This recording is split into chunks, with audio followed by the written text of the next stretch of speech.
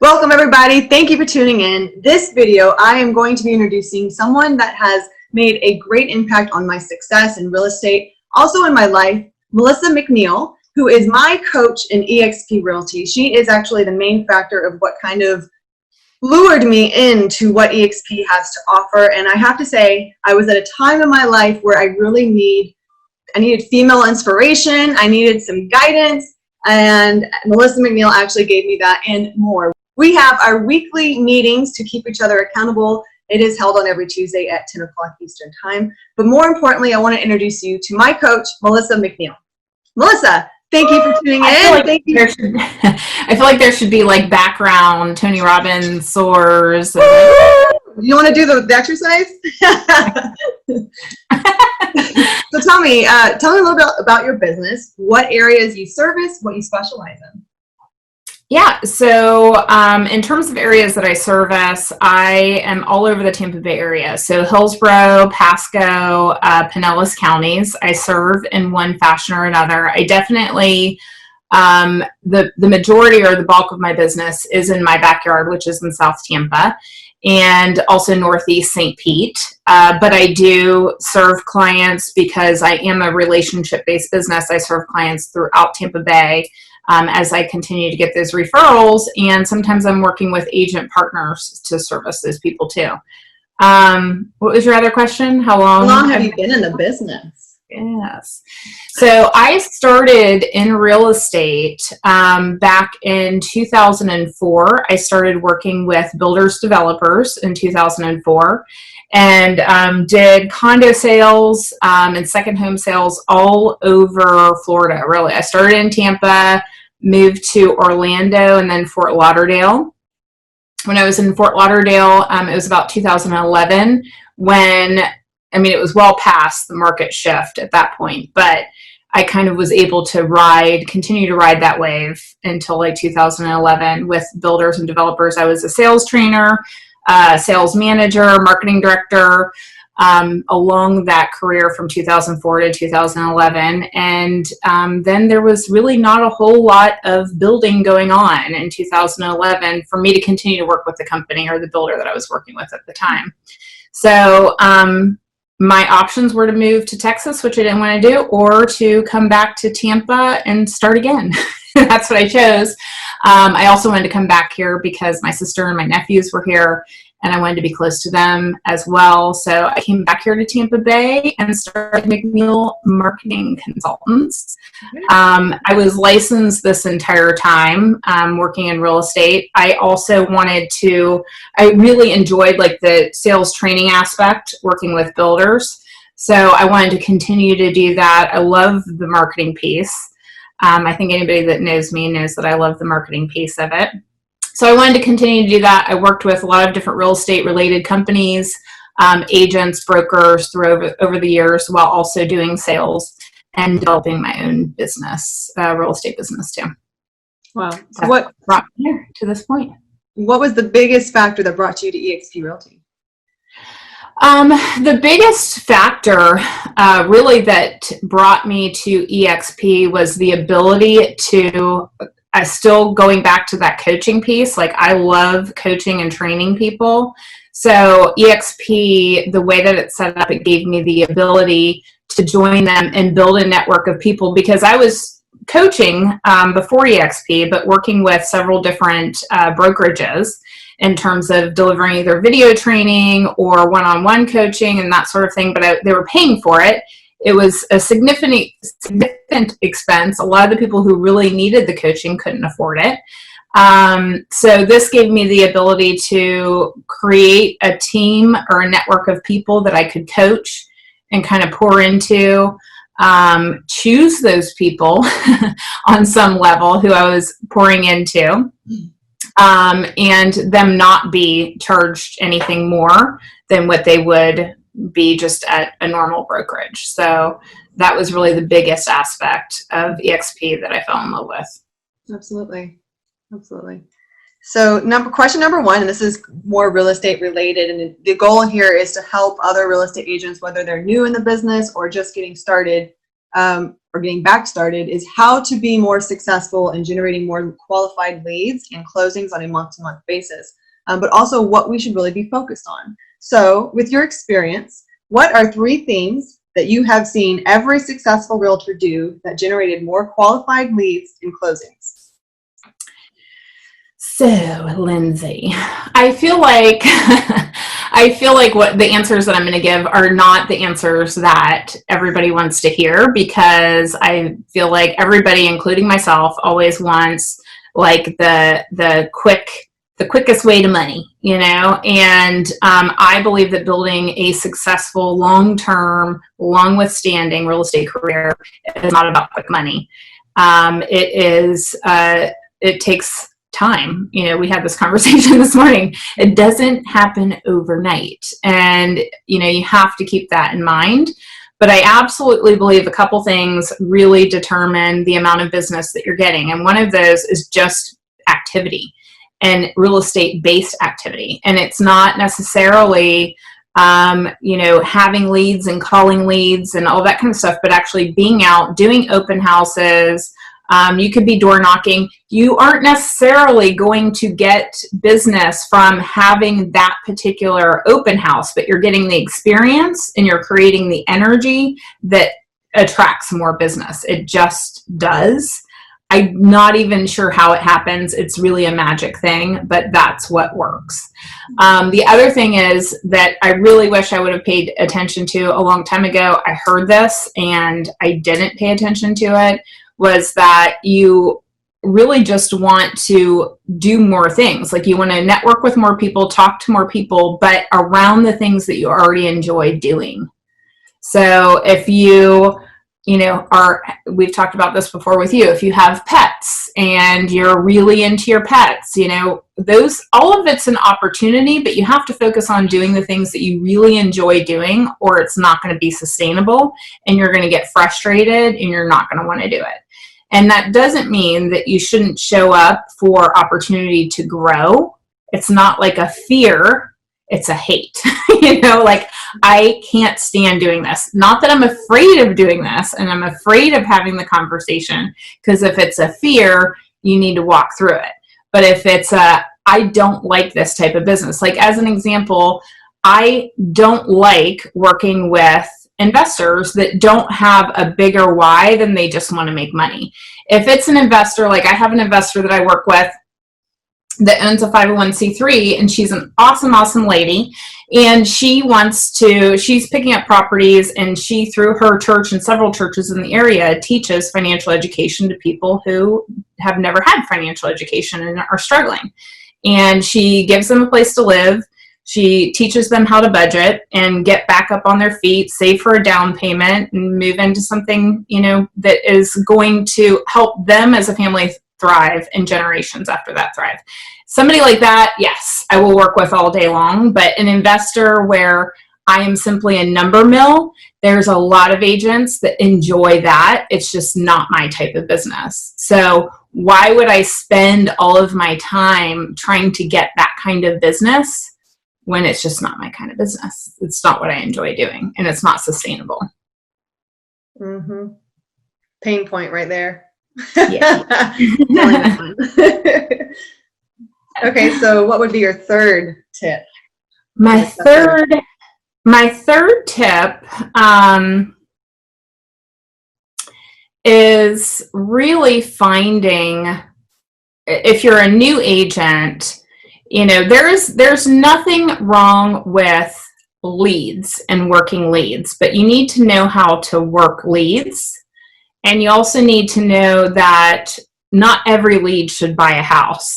So people think that they're working leads to get people to buy or sell their homes. And that's, I think, a very frustrating process when you get into it, because when you're not turning that conversation into a buyer or a seller that's immediately ready, you're frustrated and disappointed because you've gone in with the expectation that they are to buy or sell within the next 30, 60 days, which is just not the case. You know, people are, I mean, they're flirting with the idea of buying and selling for a long time before they get to that place. And not everybody should be buying a home.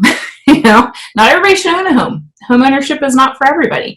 So if you go in with the mindset, when you're working leads, you can work with a team of people that even supply leads as a newer agent.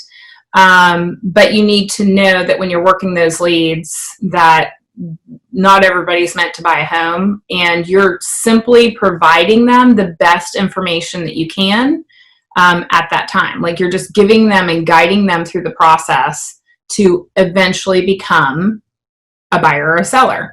And that could be today, it could be 5 years from now, but that expectation has to be a little bit different. And then your follow-up has to be different. What would be the one thing that a new agent or an agent that's starting back in the business that they should be focused on in order to get established in the real estate business? Well, I think if you are an agent that has already been in this business and maybe has not seen the success that you really want to have yet, or a brand new agent, most importantly, that you really need to make sure that you surround, this is not a lone soldier business. It just isn't. So you want to make sure that you are surrounding yourself with the right people, whether that be a team, a network of people, your real estate office, the brokerage office, whatever it is, you need to make sure that you're surrounding yourself with the right people that you click with, that you feel that you also trust to help guide you through the process and becoming a successful agent. And that may also include helping you develop lead generation as well. It's not, because when you're first coming on as a brand new agent, you have no idea how to do that. And if you have been in the business and you aren't seeing a thriving business at this point, you have something to learn. So I would say if you are an agent that's been in the business and you're coming back into it, recognize that, because we can all let our egos get in the way, right? Recognize that, you still got some things maybe to learn. And if you are a brand new agent, you got a lot to learn, and you need to have the right people to learn from in order to see success. You can't think that you're going to start with a company that you're not going to get any guidance through the process, and you're just going to figure it out on your own.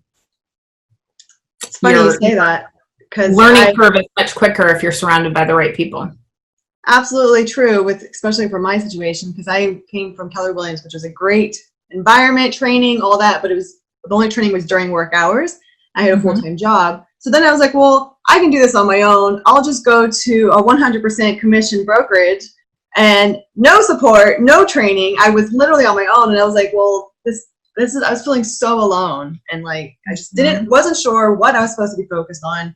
You can go to YouTube University, right? And YouTube, all types of stuff isn't good advice, So then when I found you, I actually reached out to a Facebook real estate group, and I was like, who's your favorite brokerage and why? And you were one of the people that responded, and your response was so genuine and compared to the typical salesperson, right?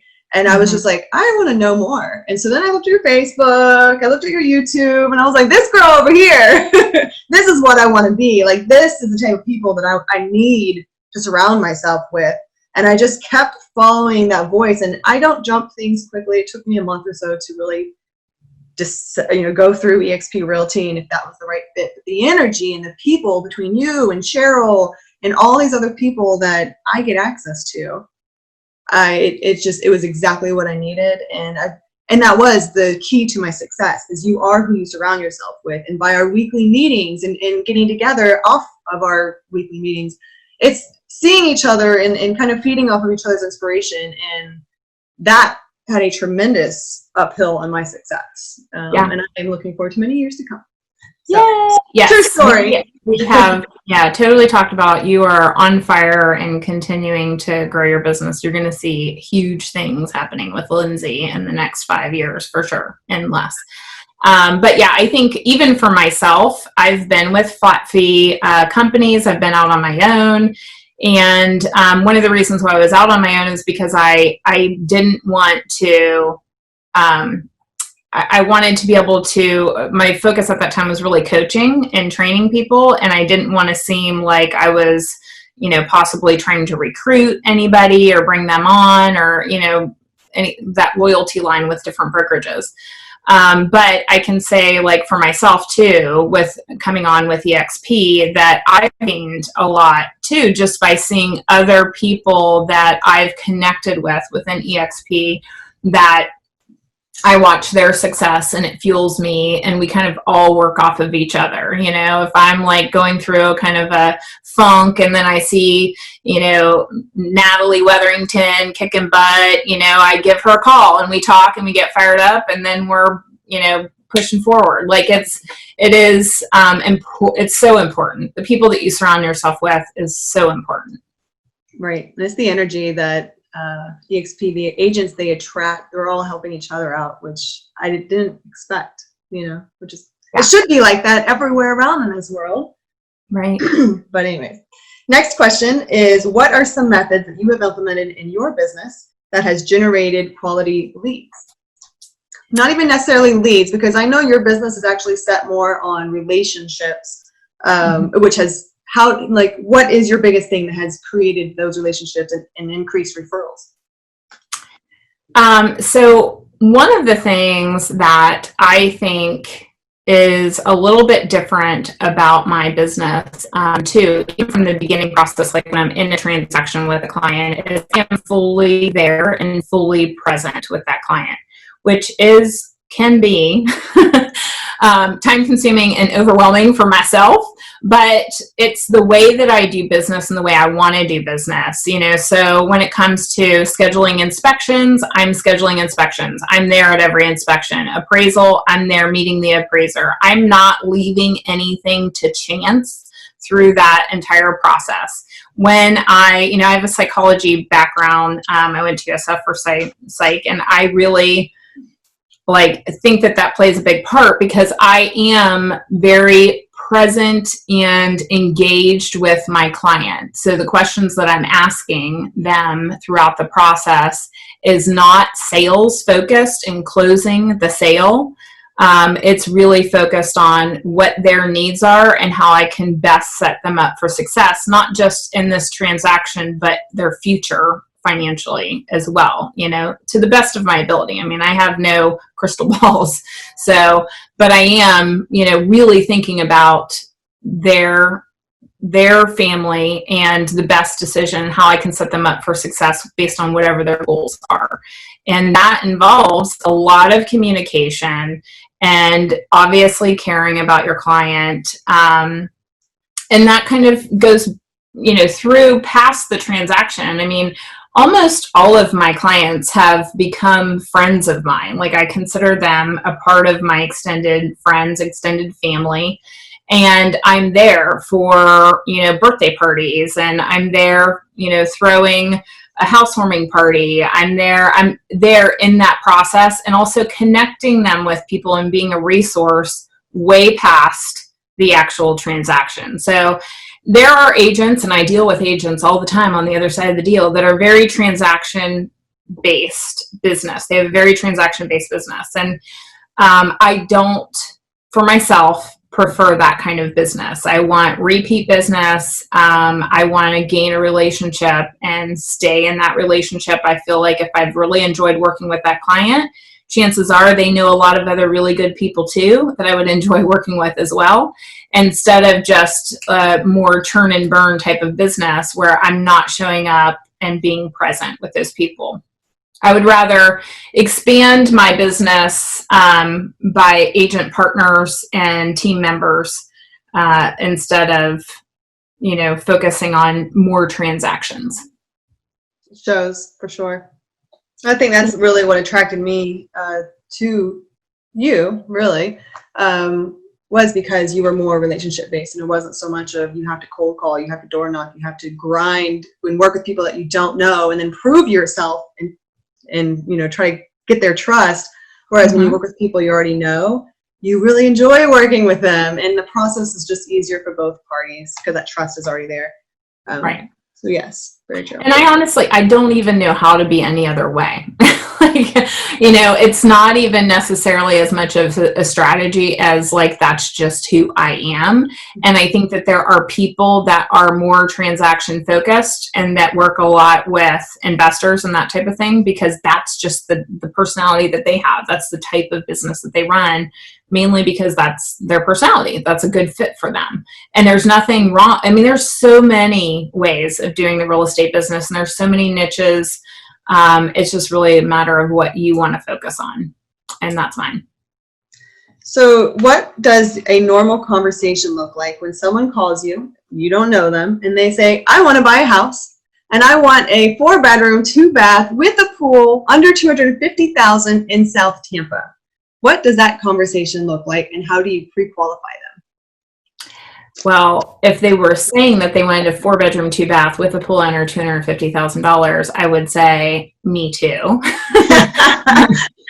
And good luck, because I'm going to find it first. No, I let's go out and look for it, and let's see who wins it. But no, it's not a possibility, obviously, to find a 4-bedroom, 2-bath home with a pool in South Tampa specifically for under $250,000. But I don't focus. I basically take the focus off of what they're saying that they think that they want, and more of what their overall goals are, and what's most important to them. Trying to determine, is it the pool that's most important, or is it the South Tampa that's most important? Is it the 4 bedrooms that's most important? Like, what is it that they're really, really focused on, and why? Like, so I'm always kind of pointing back to, especially when it comes to home ownership, a lot of it is about the lifestyle that you kind of imagine yourself living in that home. And if they can get that kind of lifestyle, in a home, say in Brandon, with a community pool, but enough bedrooms that all the kids have their separate spaces and they're not driving each other nuts, that's a perfect fit for them. And it's within their budget. Sometimes their budget is bigger than they know it to be, or they think it to be at that time, but it's really just being present, asking questions, and moving towards what is the best case scenario for them. What does that conversation look like when someone is hesitant to get pre-qualified? They oh, no, I know what I can afford. I don't want anybody running my credit. How do you convince them to talk to your preferred lender? I think that most of the time at this point, I don't have a lot of hesitancy. And one of the reasons why I think I don't have a lot of hesitancy is because I'm not dealing with cold leads. I'm dealing with people who have been referred to me. So on some level, maybe they've even met me or seen me or are connected to me in some way, or a friend of mine. But they already, on some level, there's a like-no trust factor in there. So they trust me on some level to point them in the right direction and to be a good resource. Now, part of the biggest part, and sometimes the hardest part of being a realtor and having that relationship business, is having those resources that are going to treat your clients the same way and actually service your clients the way that they would want to consistently all the time moving forward, because that is the way that you shine, or the way that you can fall off that pedestal of no and trust, if you're pointing them in a direction and partnering them with someone that is not giving them the greatest service, or they feel disappointed in. So those vendor partners are extremely important. But in terms of, pointing them towards my lender and working with my lender, I just explained that, I've worked with my lender for years, and 98% of my clients end up going with him. You do not have to go with my lender at all. You can go with a different lender, but I would highly suggest that you at least have a conversation with my lender and get a a pre-qual with them, which means you don't have to actually do any kind of credit report or anything like that. But he just kind of walks you through the process in determining what your budget looks like. And so that my most important thing is that we're setting you up for success, and you are determining your budget ahead of time and where you really feel comfortable. Because I know there are a lot of lenders who will say that you are qualified for $500,000 and you may not feel comfortable with, taking out or where a $500,000 loan sits you on a monthly basis. So I want to put you with someone that I know and trust is going to make sure that you are covered and you understand what it is that you're getting into. Great answer.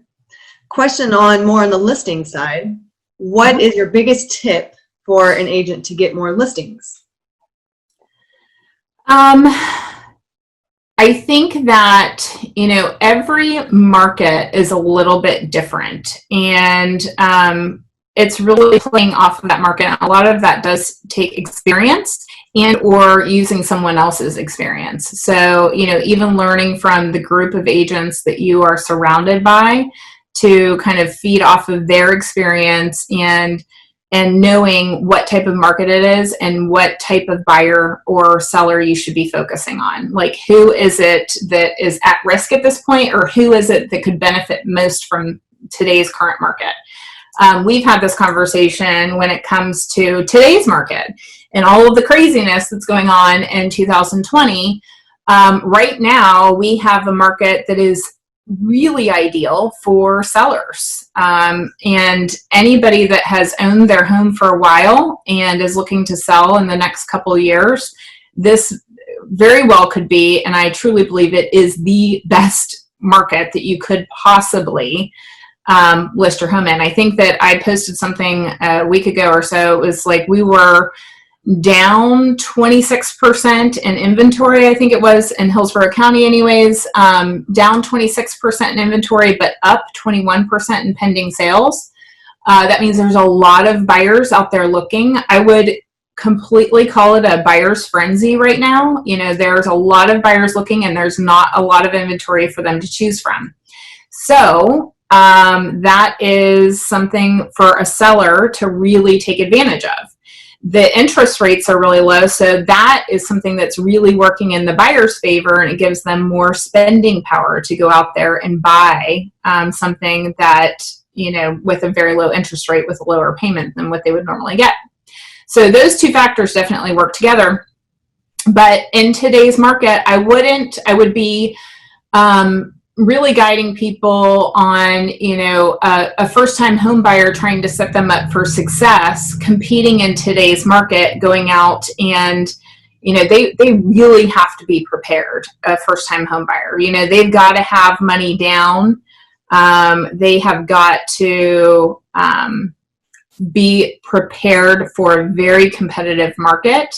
And that market could change because it's a complete seller's market right now. So I want to make sure that they're set up for long-term success, that they know all the pros and cons, whether it's buying new construction, whether it's buying in a market like South Tampa that has a little bit more stability over the years.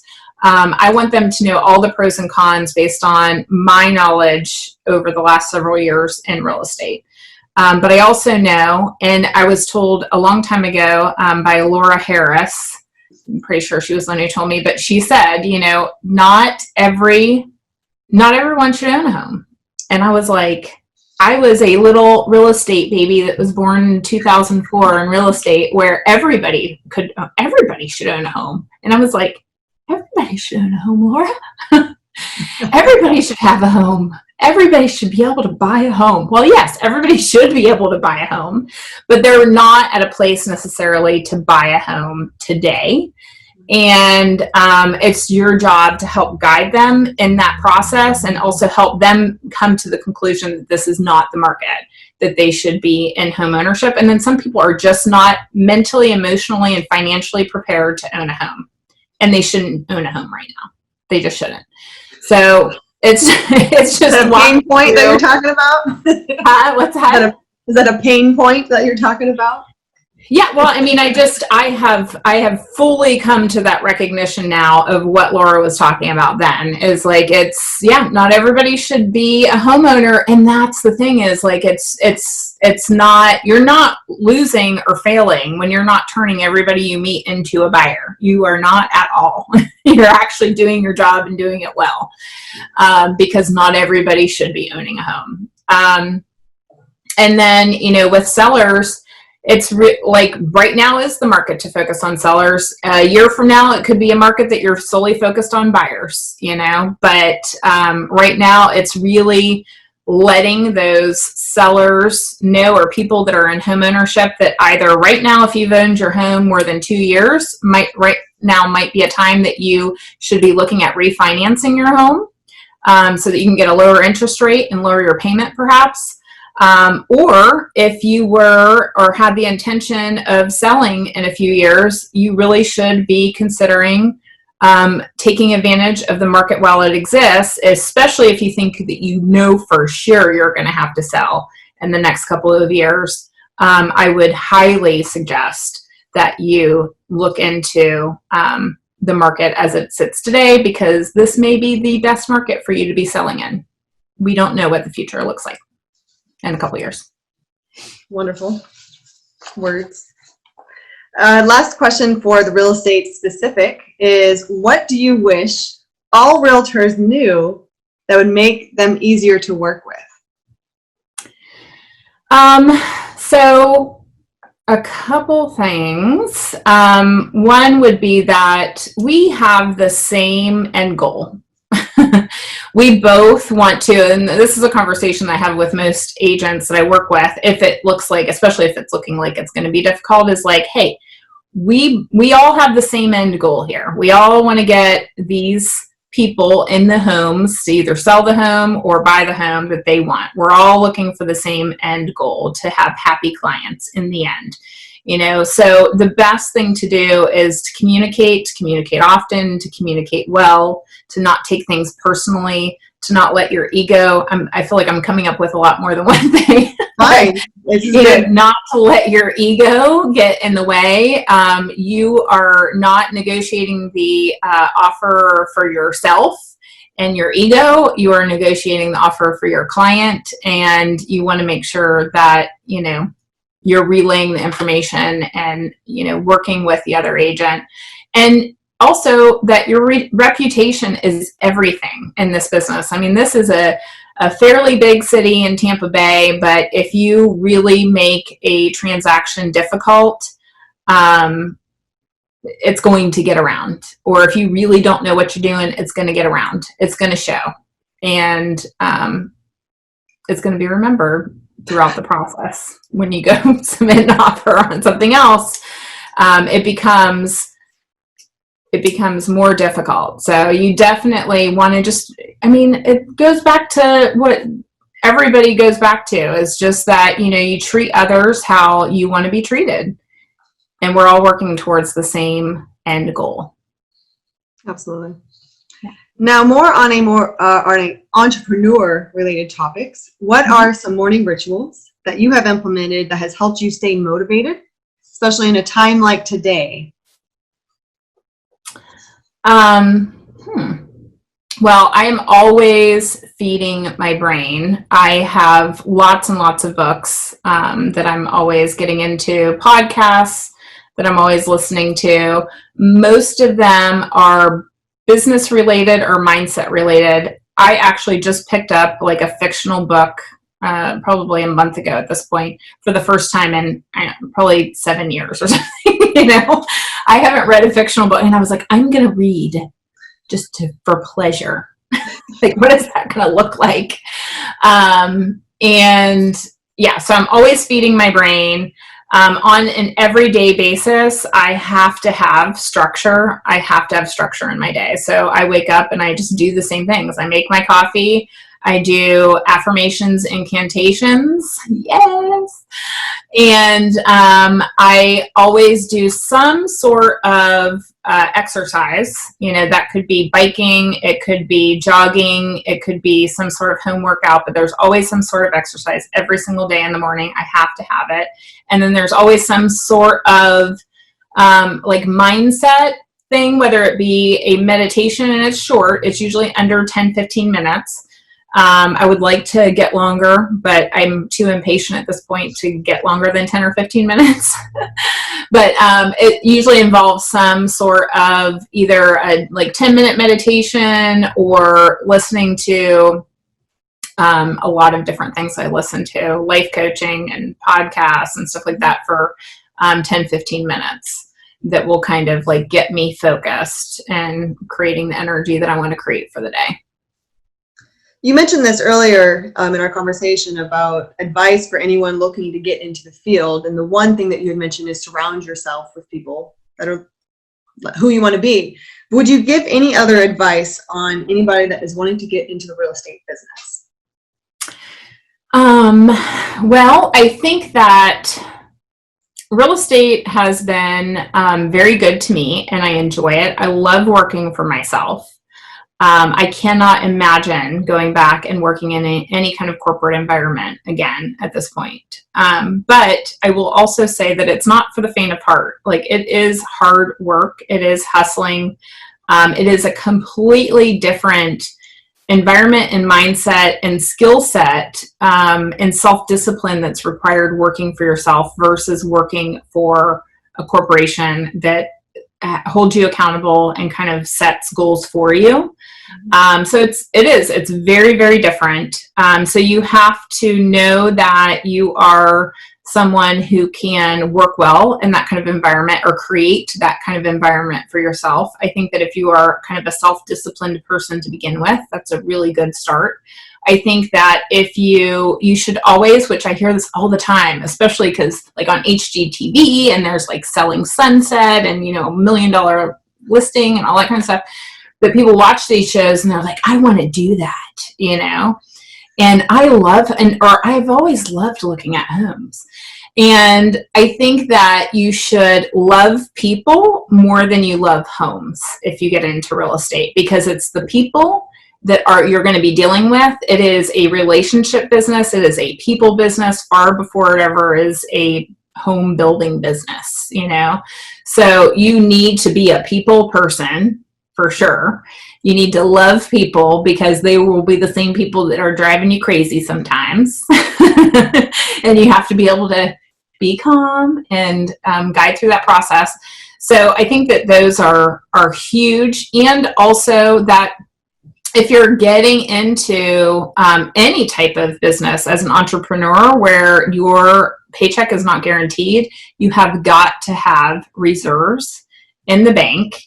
With real estate, I say a minimum of 6 months reserves. So I would not be like going out and getting your real estate license and thinking that you can go full-time into real estate and support yourself financially to begin with. That's likely not going to happen from day one. So you want to set yourself up for success so that you can be a successful agent, and you do that by making sure that you have reserves for yourself.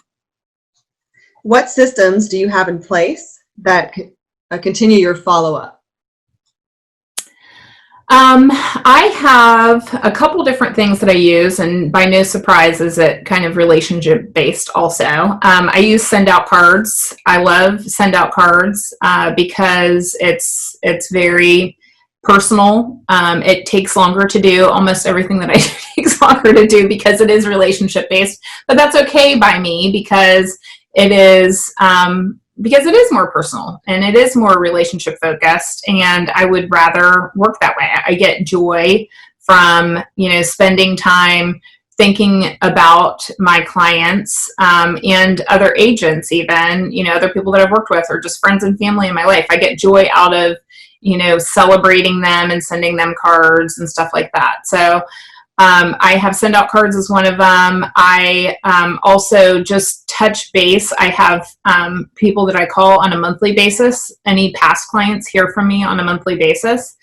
And then I do typically 4 events a year. It's a little bit different here with all the COVID stuff, we call it, going around. But I am kind of working to reinvent the wheel of what exactly that looks like moving forward.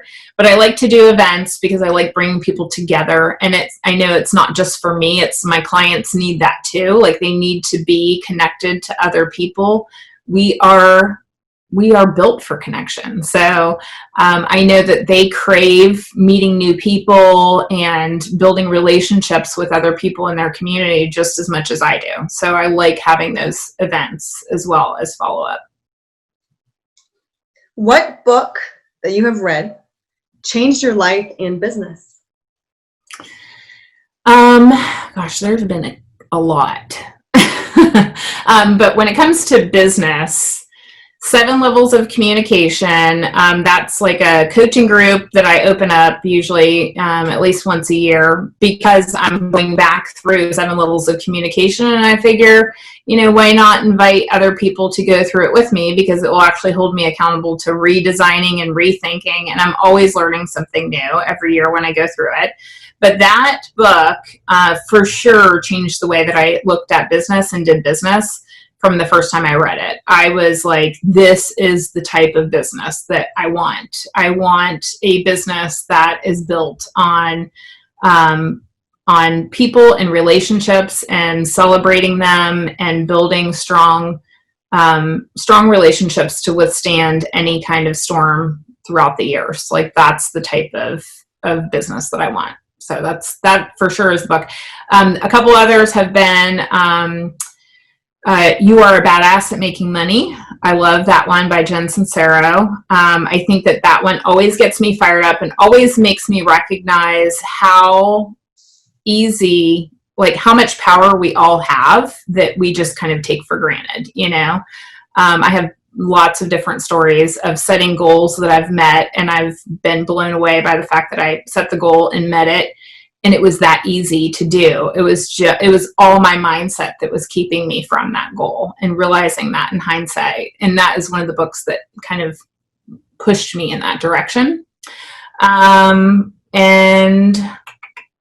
Untethered Soul is like a spiritual book that I read. But yeah, that, and I feel like there was one more that was like really... Miracle Morning. Miracle Morning was also a really big one for me. And creating structure for your day. That was the biggest for me. Miracle Morning was about creating structure for my day. That was a big deal. Oh, the 12-week year. The 12-week year was really... I could come up with a long list of these, but yeah. That's just kind of feeds into what you were mentioning earlier, is how you wake up. Part of your morning ritual is to feed your brain. And these right here, I've read a couple of them. You've actually introduced me to a handful of these, and it changed my spirit. It gave me my confidence back, and it helped focus my business on what matters, which is the people, right. Making an impact on people's life. And that's what this kind of gears toward. So Thank you for those recommendations. Yes. As we get now toward the end, is there anything that you need that perhaps the audience or myself can connect you with? Any vendor, any famous people, employees, buyer's agents, or assistants? Famous people. I definitely know. I would love to be connected to Bradley Cooper if anybody has that connection. I would love to be always connected to anyone that is servicing the Tampa Bay area in an exceptional way. A vendor, it could be a roofer, it could be an auto mechanic, it could be a plumber, it could be a handyman, landscaper, anybody who's servicing the Tampa Bay area that anyone has had an exceptional service from. I would love to give that business more business and also be connected with those people. Like, that's for sure, hands down. I love those connections. How can someone get a hold of you? What is your Instagram handler, your Facebook account? Where can someone get a hold of you if they want to purchase or buy a home or talk about vendors? Sure. So I live on Facebook. I am always on Facebook. So you can just find me on Facebook. And also I have Tampa Bay Live Local.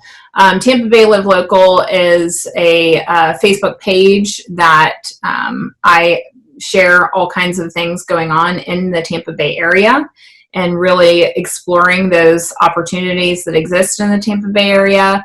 Also, Instagram's the same thing, Tampa Bay Live Local, with an underscore and EXP Realty attached to it. And my coaching website is melissamcneil.biz. So if you want to know what coaching programs are available, you can go to that website. And I'm also currently working on, I just hired somebody who is fantastic that's helping me build a website full of information on the salty life in Tampa Bay. So anybody who's looking for a lifestyle that is focused on water and the salty lifestyle that we offer here in Tampa Bay throughout, because there's so many different sections within Tampa Bay that offer a different marine life and at all different affordable levels, or unaffordable for some people.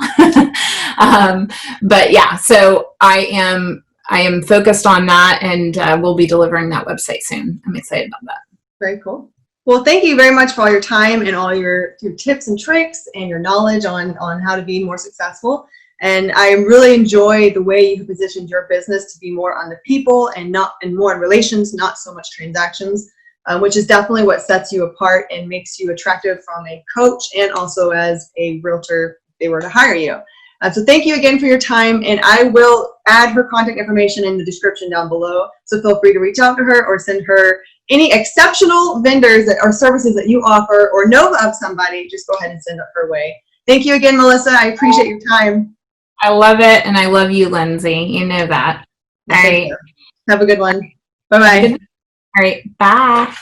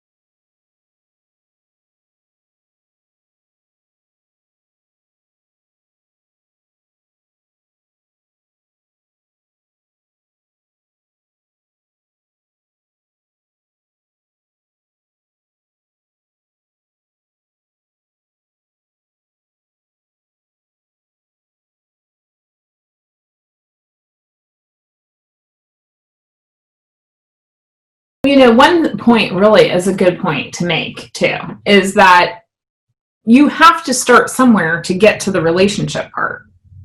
Like I don't start out with 300 clients in relationship with those people or whatever. Like you have to start somewhere to build relationships. So yeah, they're on some level, like in the beginning of my career, I didn't like pay for leads per se, but